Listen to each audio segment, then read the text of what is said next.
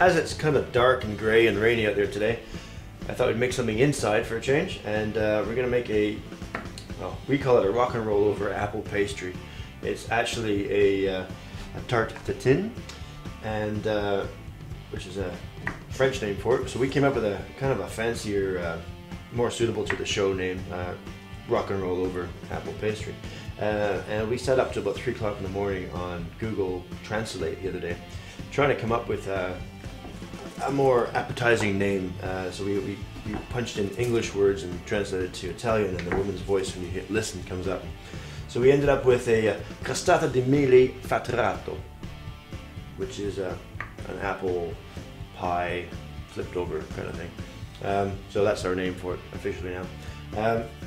Really simple to make, takes about 10-15 minutes preparation time and about 25 minutes in the oven, and it looks great. There's 2 ways you can do it. You can do it normally, or you can flip it over, and today we're going to show you what it looks like normally, and then we're going to flip it over really quickly, because you've got to make a decision whether you're going to keep it normal or you're going to flip it over. The reason being is that the caramelized sugar will stick to the pan if you don't flip it right away, and it'll end up just a sticky mess. You'll end up with half on one plate and half on another. Don't bother. A couple of things. 3-4 apples, locally grown apples. Give them a quick wash. I don't bother peel them. I eat the peel. If I was going to eat an apple, I'd eat it with the peel on it anyway, so I leave it on. Simply core them, slice them up. I'll show you that in a minute. You can use any fruit. Today we're using apples. You can use bananas, strawberries, all kinds of stuff. Whatever's in season, you can use it. Whatever you can get locally, all the better. And you can mix fruits up and that kind of stuff. It doesn't have to be just apples, but for today we're using apples. Butter, not margarine. A knob that sort of size.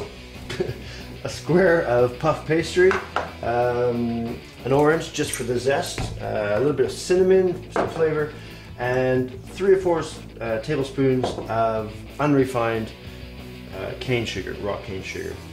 When you come to decide what sort of size pan you're doing, think about how many people you're cooking for. This would be good for probably 2 to 4 people, depending how much you want to eat.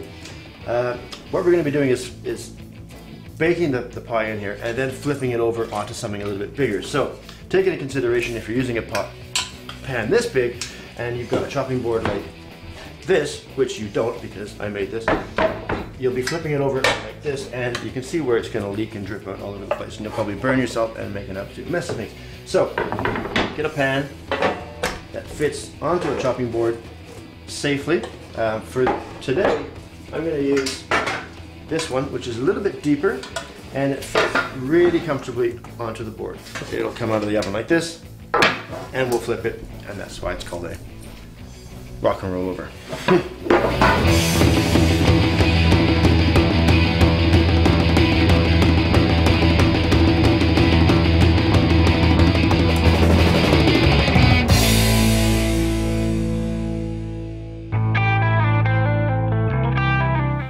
Sprinkle of flour in there, spelt flour,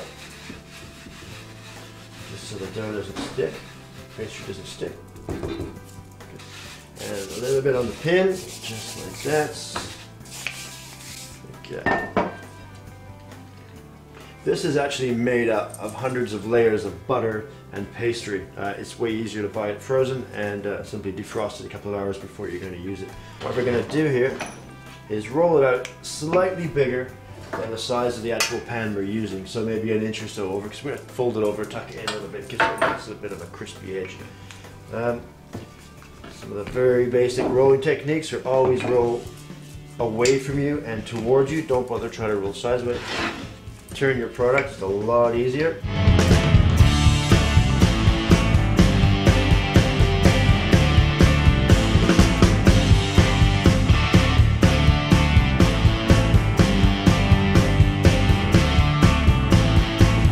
That's pretty good.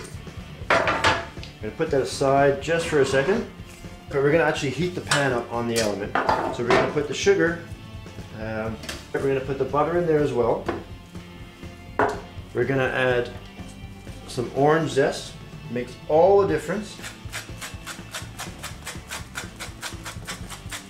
And then we're just going to add the cinnamon to that as well. Over to the stove, and we're going to keep an eye on this. We don't want to heat it up too hot, so I'm putting it about halfway, about a medium heat.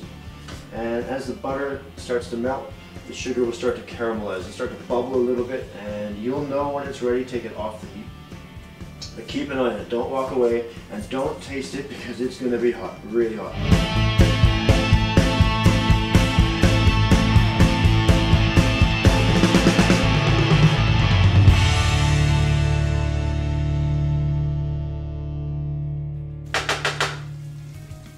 Alright, that's just perfect. Just starting to bubble around the edges, looking beautiful. It's hot, so don't lick it, don't try it. So this is where we add the apple slices. Distribute them evenly. Make sure you don't touch your fingers against the pot because it is still very hot. Take the pastry. Drop it over the top. Tuck it in a little bit. Mind your fingers. You're going to pierce a couple of holes in there just so it doesn't lift up too much with hot air. Like that. This goes into the oven for about 22-23 minutes at 375, 190.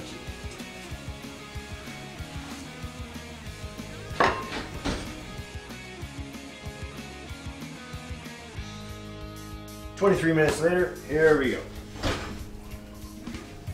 Smell it.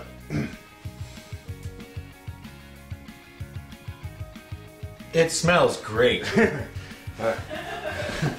We're going to put the larger chopping block over the pan, like that. Slide it towards the edge. Get a good grip on it, and flip it over. Simple as that. Look at that.